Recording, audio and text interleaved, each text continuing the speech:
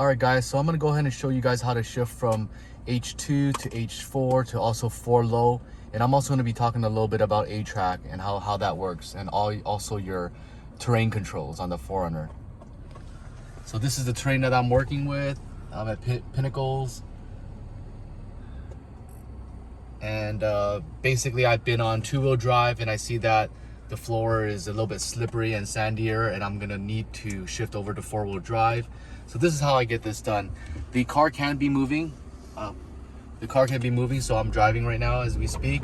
And then at any time you need more traction, you can just go ahead and shift down, and that's at 4-wheel drive. What happens is the steering wheel will display that the 4-wheel drive is on. And that's how you engage into 4-wheel drive. I feel the vehicle has more traction, and it turns a little bit different because all 4 wheels are spinning. So I'm gonna go ahead and show you guys how I engage 4 low now. Now 4 low, your vehicle needs to be stopped, and you need to put us on neutral. And while you're on neutral, you can shift up.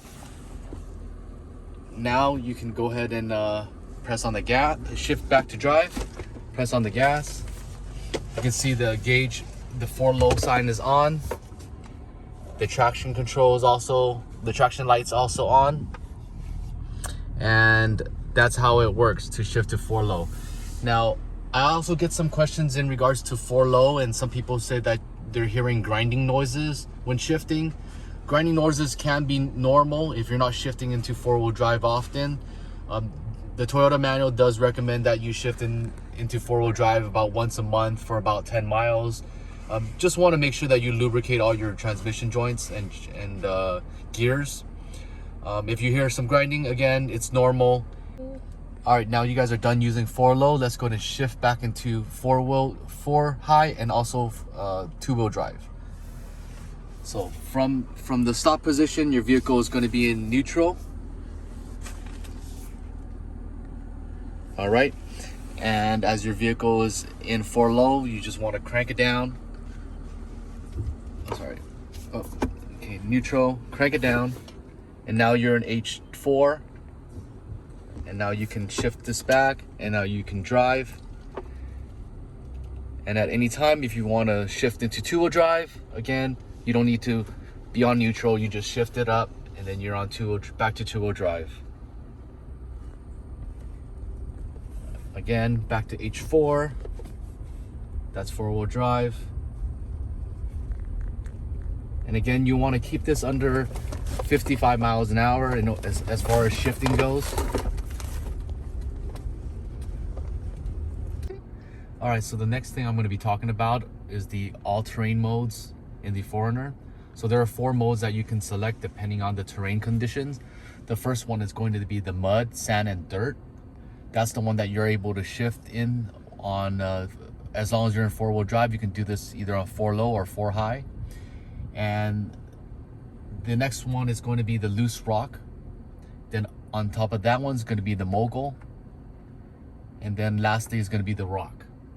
And the selection actually appears in the dashboard. So as you shift the controllers, it tells you which mode that you're actually going to be in. Okay, and again, the loose rock, the mogul, and the rock mode can only be activated when you're on 4 low. Now, how to enable this? With the 4Runner stopped, you want to shift the transmission into neutral gear, as so. And then what you want to do is I'm going to shift this into 4 low, as such. And now back to the terrain controls right here. All I'm doing is pressing the on and off button, and it shows that the terrains are on. And I'm going to dial this all the way to the rock mode, and that engages the system. As the terrain changes, you can use various terrain settings when moving at speeds 7 miles per hour or less. So make sure you guys are staying under 7 miles an hour, or also disengage in the multi-terrain mode. And when the multi-terrain mode select is active, and when the ATRAC is operating, the slip indicator will actually blink. So that's the ATRAC button. Right there you go. So rarely am I in a situation where I can't get out with 4 low. And even with the assistance of the multi-terrain select, and you're still not able to get out, then what you'll be using is going to be the ATRAC.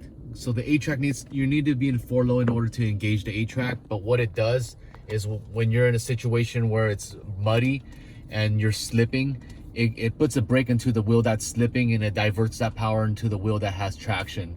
So it helps distribute the power evenly, and it'll help you get out of the rut.